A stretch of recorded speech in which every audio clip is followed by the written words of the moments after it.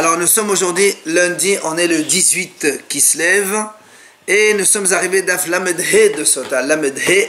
Il nous restait hier la dernière ligne de la médaille la dernière ligne. Vayashuvu metud haares. On est en train de finir donc l'historique un peu des Miraglim, des explorateurs. Et c'est marqué dans la Torah, donc ils sont revenus d'explorer la terre. Ils sont partis et ils sont venus. Alors, la Gemara a dit pourquoi la Torah répète ils sont partis, ils sont venus. Si on dit ils sont revenus, s'ils sont revenus, ça y est. Amar Rabbi Yochanan, Mishum Rabbi Shimon ben Yochai.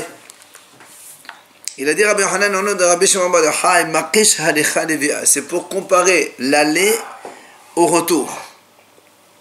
De la même façon, quand ils sont revenus avec une mauvaise idée puisqu'ils ont parlé du mal d'Israël. Même à l'aller, ils étaient déjà avec une mauvaise idée. Ils sont donc venus raconter à Moshe Rabbeinu et au peuple d'Israël, Bano el Haaretz, etc. Nous sommes allés à la terre, nous l'avons exploré. Ils ont commencé à dire voilà, tout ça c'est bon, mais seulement ils ont rajouté au tiv Efes kiraz ha'am. Ils ont commencé à dire mais seulement attention, le peuple est très puissant là-bas. Amar Rabbi Yochanan, sur cette phrase-là, on dit Siman emet levado levia. On va donc parler de ça maintenant. Rabbi Yochanan il dit Mishum Rabbi Meir, au nom de Rabbi Meir, Kol lashon hara she'en bo devar emet betchilato en metkayim besofo. Toute médisance qui ne comprend pas un peu de vérité au début, elle ne s'accomplira pas à la fin. Mais comme ici, ils voulaient faire de la lashon hara sur la terre d'Israël, ils ont commencé par dire la vérité. La terre elle est bonne, les fruits sont bons, et après ils mettent derrière le lashon hara, le peuple est puissant, on ne peut pas le battre, et ainsi de suite. Et donc quand il y avait cette grosse pagaille avec le retour des explorateurs, Vayahas Kalev et Ha'am el Moshe. On dit que la Torah raconte que Kalev il a fait taire le peuple. Alors Amar Rabba chez Sitan Bitvalit, comment il a pu les faire taire avec des paroles? Patah. Il a commencé comme ça, il a dit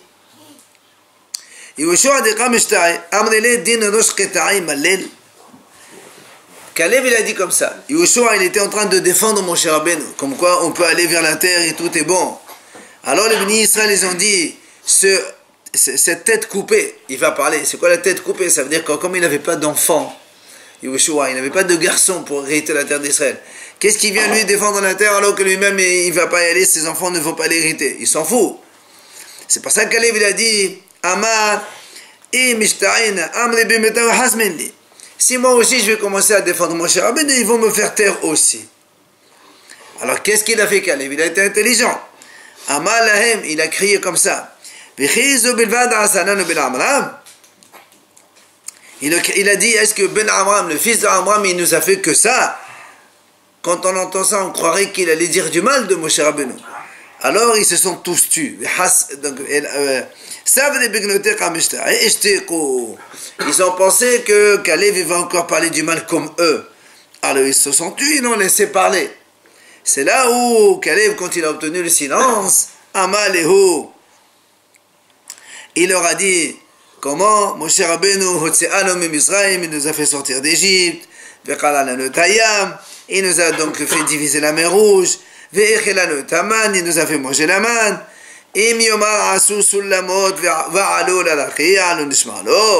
Même s'il nous dit faites des échelles et montez au ciel, est-ce qu'on ne va pas l'écouter?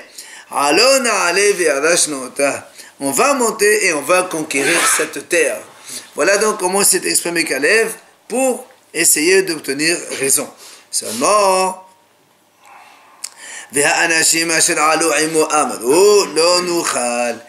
autres explorateurs qui étaient avec lui, ils ont dit non, pas du tout, on ne pourra pas aller dans cette terre-là. Seulement, Amar Rabbi Hanina Bar Papa, parce que eux ils ont dit, les hommes ils ont dit, on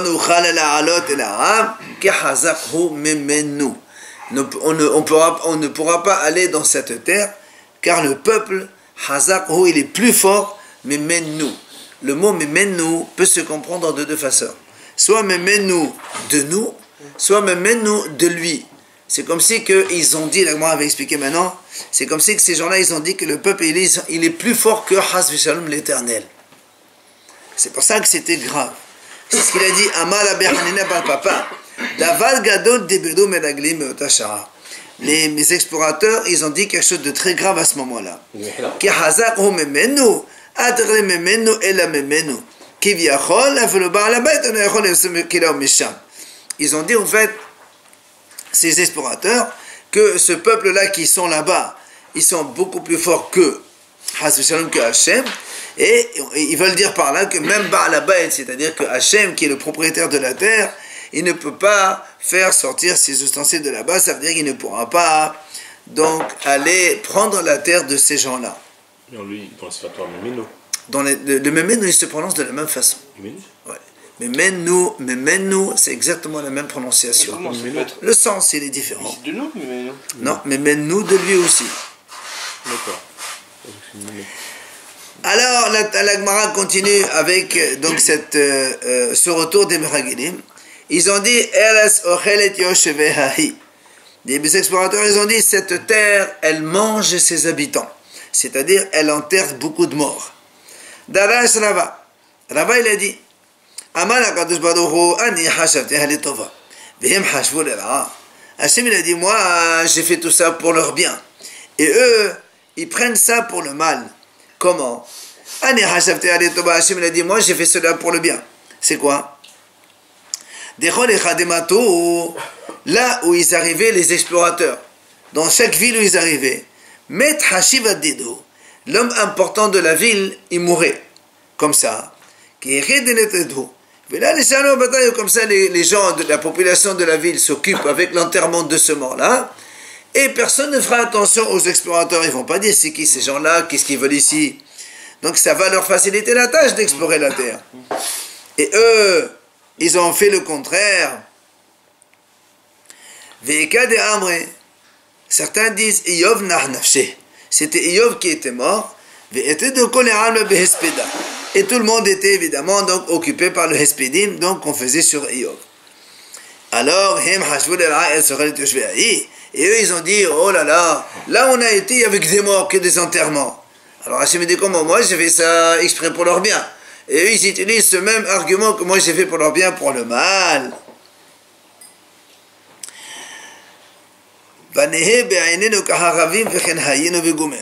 Après ils ont dit, les explorateurs, comme ils ont vu dans la terre d'Israël qu'il y avait des géants, ils ont dit, nous on était à leurs yeux comme des sauterelles, et on était aussi à leurs yeux. Amar Rab Misharshia, il a dit à Rab Misharshia, Meragelim shakri havu. Les Meragelim, les explorateurs, c'était des menteurs. Pourquoi? Quand ils ont dit, nous, à nos yeux, on était comme des sauterelles vis-à-vis de ces géants. C'est-à-dire, on était tout petits, eux, ils étaient géants. On est comme des petites sauterelles. Je comprends qu'ils peuvent penser cela. Mais comme ils ont dit, et aussi, on était comme des sauterelles aux yeux de ces gens-là. Comment ils savaient? Est-ce qu'ils leur ont demandé comment on était? Ils les ont vus de loin, ils ne se sont même pas approchés d'eux, ils n'ont même pas parlé avec eux. Comment ils peuvent dire qu'on était à leurs yeux comme des sauterelles? Donc, c'est des menteurs. Mais la Gemara dit, Velaï, c'est pas vrai, c'est pas des menteurs. Pourquoi? Ki havu mavre avi leitote azé. Havu mavre. Vechahazin usal koyat bebe'elane. Il dit comme ça. Quand les gens, ils faisaient ce qu'on appelle le Saudat Havra'a, c'est-à-dire, vous savez, quelqu'un qui retourne après l'enterrement, on lui donne un premier repas avec des lentilles ou des choses rondes comme ça, et des olives, tout ça, et ça s'appelle Saudat Havra'a. Il dit, alors ces gens-là, quand ils faisaient la Saudat Havra'a, ils faisaient tout au-dessous des arbres qui s'appellent des cèdres. Et quand les gens, les habitants du pays là-bas, Hazino, ils voyaient les explorateurs, qui, eux, ils montaient, les explorateurs, comme c'était des petits bonhommes, ils montaient, ils restaient, ils se cachaient dans les arbres. Alors, Shamae, les explorateurs, ils ont entendu, ils ont entendu les géants, donc les habitants du pays d'Israël, ils se disaient entre eux, tu te rends compte, on a vu comme des espèces de sauterelles dans les arbres. En fait, ils ont entendu réellement que les autres les traitaient de sauterelles. Donc c'est pour ça que l'Agma dit c'est pas des menteurs, c'est vrai ce qu'ils ont dit.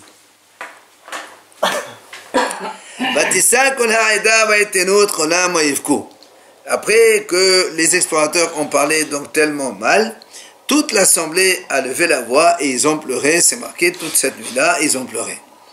Amar Rabba, Amar Rabbi Yohanan, il a dit Rabba au nom de Rabbi Yohanan, ce soir-là c'était la veille du 9 Av. Amar Akadosh Baruch Hu, Hen Bachu B'chiya Shel Hinam, Ba'anir Ba'lahem B'chiya Lidorot. Eux, ils ont pleuré pour rien, et bien ils vont pleurer pour quelque chose. C'est pour ça, malheureusement, c'est devenu ce soir-là, donc un jour du Tisha B'Av, un deuil pour la destruction du Beit Hamikdash, le premier, deuxième et d'autres choses aussi. Tout ça parce qu'ils ont provoqué le pleur de tout le peuple de façon inutile.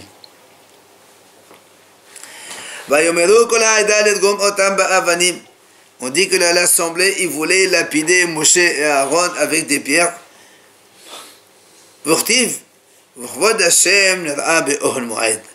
Et juste à ce moment-là, la Shrina, la providence divine, a apparu dans la tente, donc dans le Mishkan, dans la tente d'assignation. Amar Abihya Balaba, mais la Med, pourquoi il y a donc cette juxtaposition des deux phrases? Ça nous enseigne, ça nous apprend que les explorateurs et les peuples, ils ont pris des pierres, ils ont commencé à les lancer vers le ciel, qui est on va lapider, Shalom, ils voulaient lapider là-haut le ciel. Après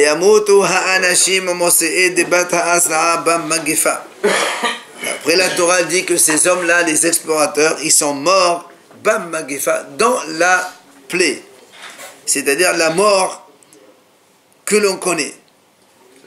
Amar Rabbi Shimon ben Lakish, quand on dit Bam Magefa, c'est la mort connue, c'est-à-dire c'est un article défini, Ham Magefa, la chose connue. Alors Amar Rabbi Shimon ben Lakish, c'est quoi cette mort? Shemeto Meita Meshunna, ils sont morts d'une mort horrible. C'est quoi? Amar Rabbi Hanina Bal Papa, Darash Rabbi Shila Ishkrat Amata, il a dit Rabbi Hanina Papa, il a expliqué Rabbi Shila, Melamed, c'est quoi, c'était comment leur mort à ces explorateurs?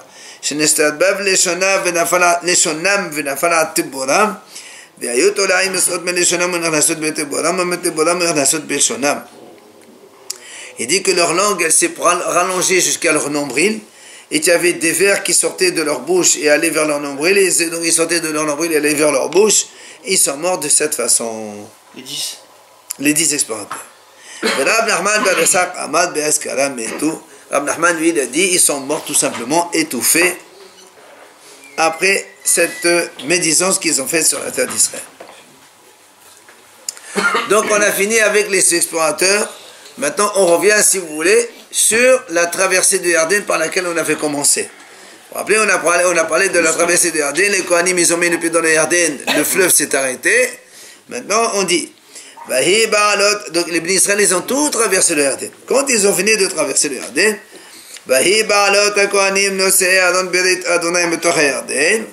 quand les Kohanim, ils ont vu que les Bnei Israël ont fini de traverser le Yarden qui était asséché, ils sont revenus, parce qu'eux ils étaient à peine au bord du fleuve, ils sont revenus en arrière. Dès qu'ils ont posé les Kohanim les pieds dans la terre sèche, et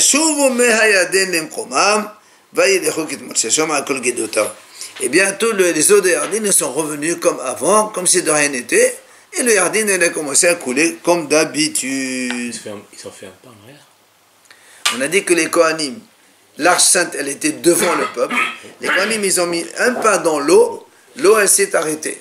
Tous les Bnei Israël sont passés, les Kohanim, ils ont fait un pas en arrière, ils sont revenus en arrière, un pas pour revenir à la terre sèche, et le Yarden a continué de couler normalement. Comment maintenant eux, ils vont traverser? Les Kohanim porteurs de l'arche, comment ils vont traverser? Nimsa, il dit, Aaron v'Noseav v'Kohanim mesad echad, v'Israël mesad echad.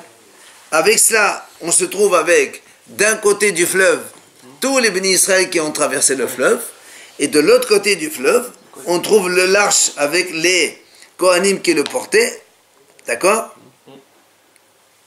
Et les Kohanim qui étaient à côté d'eux. Maintenant, la Gemara nous raconte, Nasa Aaron et Noseav ve'Ava.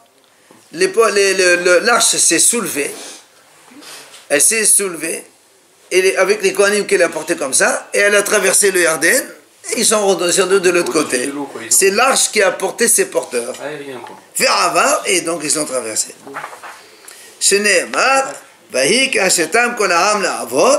Quand le peuple a fini de traverser le Yarden, et donc l'arche est aussi, il est passé devant le peuple. Voilà comment s'est passé donc la traversée du Yarden. Elle dit à partir de là, et à cause de cela, c'est à cause de cela que Uzza a été puni. C'est qui ce Uzza? La Gemara raconte,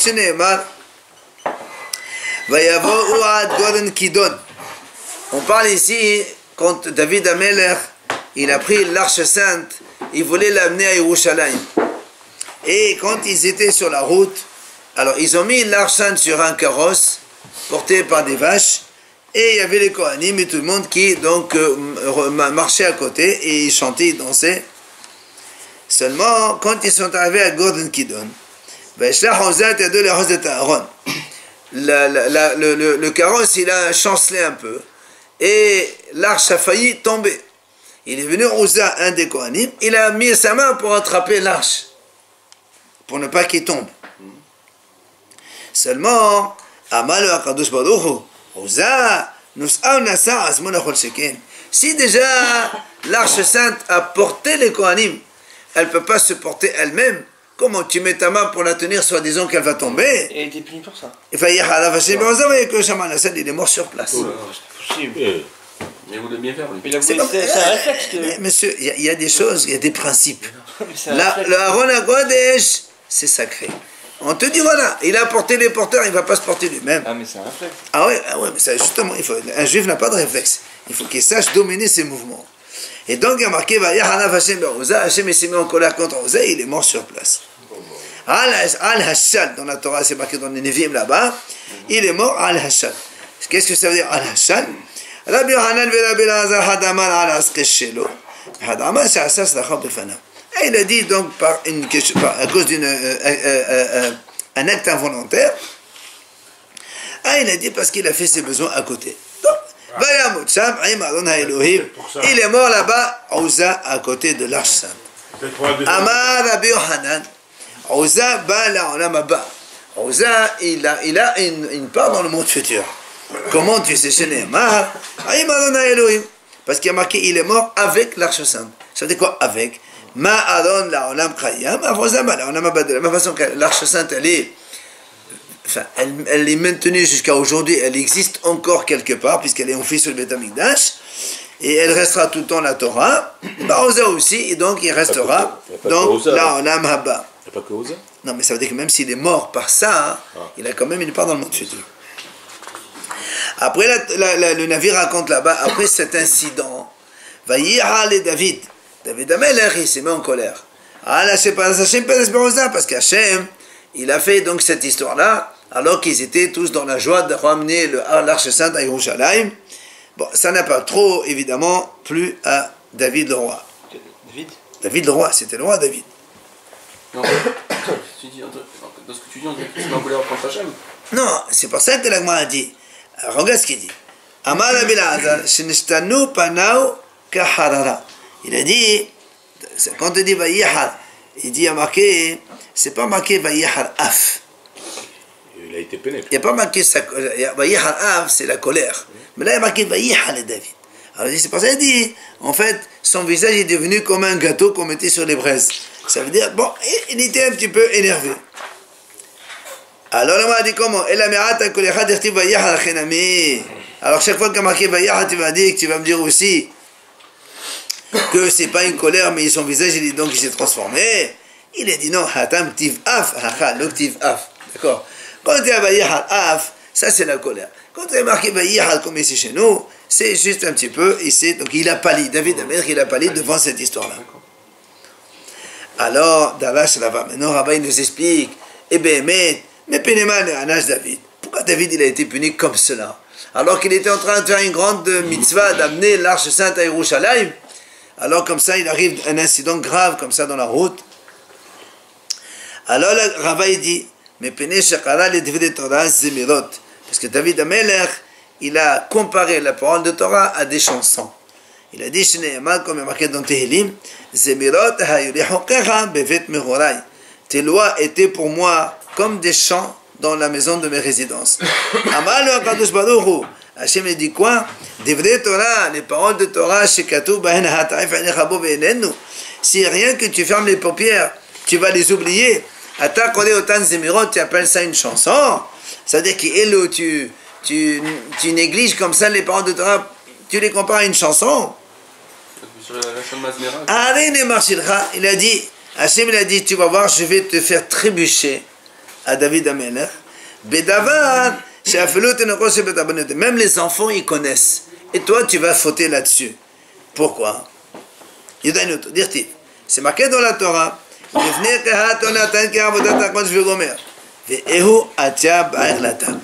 C'est marqué dans la Torah quand Hachem il a donné les Mishkan à transporter au béni Israël. Il y avait des carrosses pour transporter tous les matériaux, mais l'arche sainte, c'est marqué, les enfants de Kehat, ils devaient la porter sur ses épaules. Ça, c'est marqué clairement dans la Torah. Même les enfants, ils lisent là-bas, dans le Chumash, dans Shemot, non, dans Bamidbar, pardon. Là-bas, c'est marqué que les Vnei Kehat, ils portent ça sur les épaules. Ça veut dire qu'on n'a pas le droit de mettre l'arche sainte sur un carrosse porté par des animaux. Ça doit être des hommes. Et qu'est-ce qu'il avait, David? Il s'est trompé. Il a mis l'arche sainte dans un carrosse avec des animaux. Tu vois bien, Hachem il a dit, tu vois, soit disant, toi tu dis que la Torah c'est comme une chanson, regarde, même des choses élémentaires comme ça, tu te trompes. Il n'a pas été puni pour ça. La preuve, et voilà. Vous avez les morts sur ce coup. Et comme on parle de l'arche sainte, la Gemara va ramener une petite histoire de l'arche sainte. On dit que à l'époque de Haïli HaKohen, les Philistines, ils ont fait la guerre, ils ont capturé l'arche sainte, ils l'ont pris chez eux. Et elle est restée chez eux, il y a eu beaucoup de morts chez eux, parce qu'il y avait le temps qu'il y avait l'arche chez eux. À la fin, ils ont décidé de la renvoyer au peuple d'Israël. Ils ont mis deux vaches, ou deux bœufs, sur un carrosse, et ils ont mis l'arche dessus, et ils les ont laissés partir tout seuls. Et ils sont partis tout seuls, jusqu'à ce qu'ils sont arrivés donc en Israël. Et là, ils sont arrivés devant Beth Shemesh. Et dès qu'ils ont vu Beth Shemesh, les habitants, l'arche sainte, on dit que des habitants, les Juifs, ils sont morts. Il dit pourquoi ils sont morts? Parce qu'ils ont vu l'arche, alors ils sont morts. Il dit,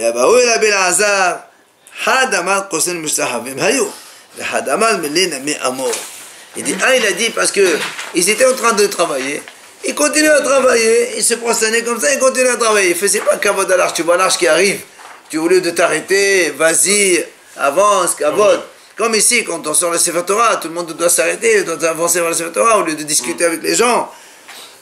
D'accord? Et l'autre, il a dit non, mais les nami amour, pas seulement ils ont continué à travailler, mais ils ont même prononcé des paroles pas très bien. Qu'est-ce qu'ils ont dit? Man amarir de amariat ou man ata alir de fayest. Ils ont dit, c'est ça. Avant, tu t'es laissé faire, tu t'es capturé par les Philistines. Maintenant, tu décides de venir. Comme ça, tu fais ce que tu veux, toi. Voilà, ils ont dit, voilà, c'est quoi ça?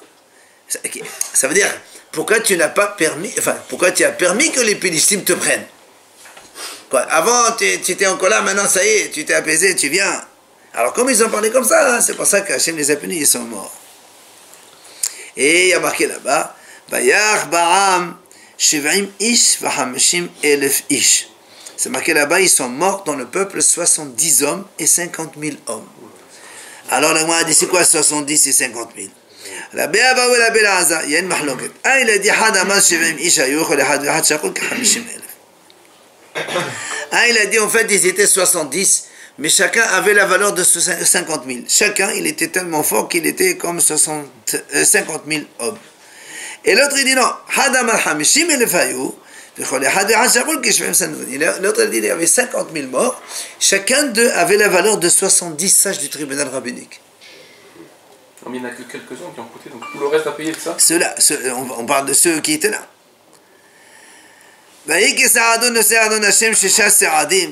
Et là-bas, la Gemara revient quand il y a eu cet incident avec Ouza, David Amelech, il a laissé l'arche sainte chez un monsieur qui s'appelle Oved Edom Hagiti. Et lui, on dit qu'il est resté là-bas chez lui l'arche pendant 3 mois. Il a eu beaucoup de bénédictions. Sa femme, ses belles-filles, elles ont tous été enceintes, elles ont eu des garçons, beaucoup d'enfants. Ouais. Et à la fin, David Amelech, quand il a entendu ça, il a décidé finalement maintenant de reprendre l'arche et de le ramener à Yerushalayim cette fois-ci. Et on dit que là, ils sont montés à Yerushalayim. Il dit quand ils montaient 6 pas, et donc ils faisaient des sacrifices. C'est-à-dire sur chaque pas, ils égorgeaient 7 bœufs et 7 béliers.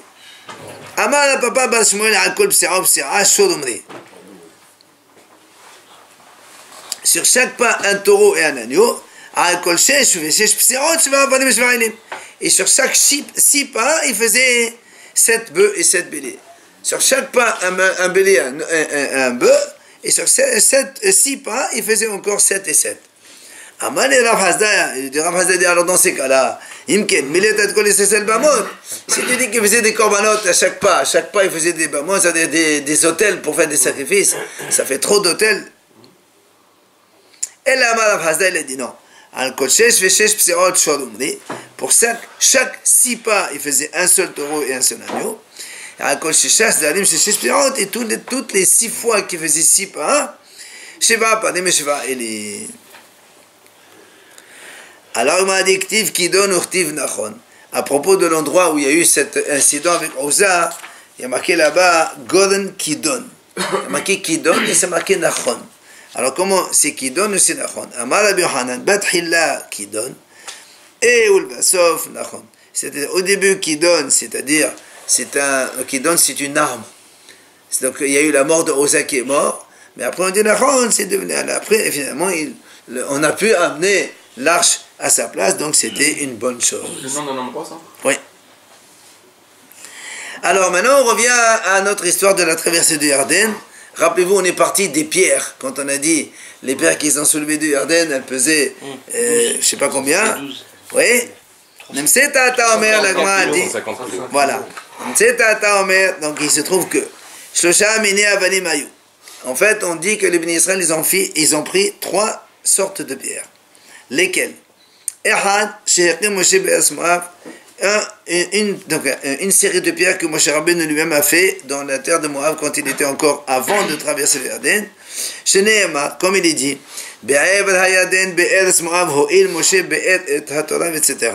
c'est-à-dire que, c'est marqué dans la Torah dans Devarim, donc au travers du Yarden, dans le pays de Moab, Moshe Rabbeinu il a expliqué la Torah, et Hachamim disent que Moshe il a écrit la Torah en 70 langues. Et il y a marqué là-bas, tu écriras toutes les paroles de cette Torah. Et comme il y a marqué Be'er 2 fois, alors on apprend que là-bas il a écrit donc la Torah en 70 langues. Ça c'est un. La deuxième fois, c'est que Yoshua il a fait dans le Yarden. Comme il y a marqué 12 pierres, Yoshua a fait dans le Yarden. La troisième fois, c'est la troisième fois que les Béni Israël les ont fait dans le Gilgal, c'est donc l'endroit après le Yarden.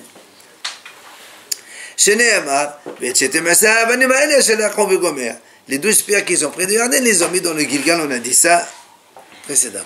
C'est quoi le Gilgal? Un endroit, une ville s'appelle comme ça. Alors maintenant on te dit, comment ils ont écrit la Torah? Puisqu'on a dit sur ces pierres-là, on a écrit la Torah. De quelle façon? Rabbi Yehuda Omer al gabe avanim tavua. C'est sur la pierre même. Donc ils ont écrit sur ces pierres la Torah. Donc sur la pierre, ils ont écrit la Torah. Sur les pierres qu'ils ont apportées. Oui. Il dit, mais après cela, Sadou Tan Basid. Ils ont mis de la chaux sur ces pierres-là pour couvrir ces lettres. Vous avez en souvenir de la traversée? Oui. Les pierres. Non. Hier. Oui, ça c'est, mais après ils ont écrit dessus la Torah. Alors seulement Amal ou Rabbi Shimon. Rabbi Shimon a dit à Rabbi Yehuda, si tu dis qu'ils ont écrit toute la Torah, après ils ont recouvert de chaux,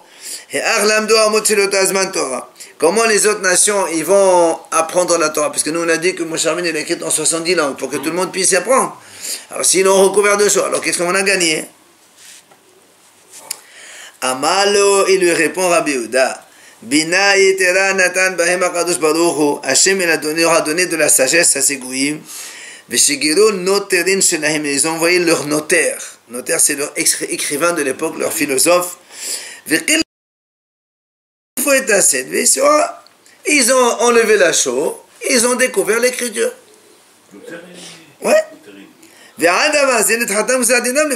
c'est à cause de ça que les goyim vont être condamnés à l'enfer. Pourquoi? Puisqu'on leur a montré la Torah, puisqu'ils leur ont dévoilé la Torah écrite sur les pierres, et eux ils ne voulaient pas étudier. Alors voilà, tu prends. Ça c'est la vie de Rabbi Yehuda qui a dit sur de la pierre elle était écrite. Rabbi Shimon Omer al Gebesid Ktavoa. Rabbi Shimon dit non, elle n'a pas été écrite sur de la pierre. Ils ont mis d'abord de la chaux, ils ont écrit sur la chaux. Alors, si on écrit sur de la chaux, comment ils vont apprendre? Il dit, Vechad volahen le mata en bas, le ma nashen lo ilamedo etrim la asot kechol vegomer. Il y a marqué en bas afin que les goyim de la terre, qui habitaient en terre d'Israël, ne vous enseignent pas à faire des bêtises qu'eux ils faisaient. Halamat, tu apprends de là, puisqu'ils ont écrit cette phrase en bout de Torah. Ça veut dire que quand ils ont écrit pour que les nations apprennent de ne pas faire comme les abominations des habitants d'Israël, de là on apprend que si les goyim qui étaient en dehors d'Israël ont fait tchouva, eh bien on les aurait reçus. Sachant que les habitants d'Israël eux-mêmes, ils étaient obligés soit de quitter la terre, soit donc d'être tués pour conquérir la terre. Donc il n'y a pas de possibilité de tchouva dans les habitants de la terre d'Israël.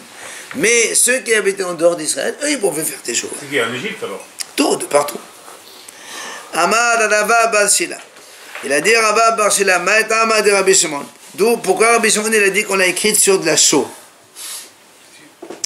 Dirtiv Vehayu Amim Masrefot Sid. Il dit parce que c'est marqué dans le prophète, il a marqué là-bas que les peuples vont se transformer en fournaises de chaux.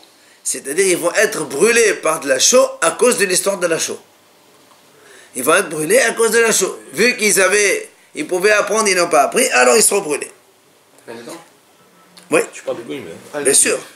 Mais Rabbi Yehuda, alors Rabbi Yehuda lui dit, ça a été écrit sur de la pierre. Comment il fait avec ce passouk? Il dit non. Qui sid? Ma sid en le takana el la srefa, af otam akodim lehem takana srefa. Rabbi Yehuda te dit non, ce passouk il veut signifier que les goïms seront punis comme de la chaux. Comme la seule façon de travailler la chaux c'était de la brûler, eh bien les goïms aussi n'auront qu'une autre solution que d'être brûlés parce qu'ils n'ont pas fait la Torah. Otam hakotim, c'est marqué les goïms. Enfin, la Gemara a dit Keman Azla. On reproche aux goïms de ne pas faire la Torah, mais ils sont pas Bien sûr. tenus. Non, ils ont besoin quand même le devoir de fêter cette bénédiction. Keman Azla Hadetania Veshavita Shivio. La Gemara a dit comme qui marche cette braïta qui dit Veshavita Shivio dans Parashat qui était celle à Melchama là-bas, il y a marqué Veshavita Shivio. Hachamim ont dit pourquoi marqué Veshavita Shivio deux fois? Les rabbot Kenaanim Shebchus La'ares, c'est pour inclure même les Kenaanim, les habitants de Kenaan qui étaient en dehors d'Israël. C'est-à-dire ceux qui habitaient en Israël, eux, il n'y a pas de possibilité de tchouva. Mais ceux qui quittent Israël, s'ils font tchouva, on peut les recevoir. Ça, c'est, on apprend ça de Shavit à Shavio. Comme qui ça marche? Évidemment, Keman, comme Rabbi Shimon. Pourquoi? Parce que c'est Rabbi Shimon qui a dit, on vient de dire maintenant que c'est marqué, voilà, Rabbi Shimon c'est lui qui a dit, on écrivait la Torah sur de la chaux, et en bas on écrivait, afin qu'ils vous apprennent de ne pas, que vous appreniez de ne pas faire comme les habitants de Kénan qui faisaient ces abominations, et donc on a conclu que c'était pour les autres nations qui étaient en dehors d'Israël, que si eux ils faisaient tchouva, on les aurait acceptés.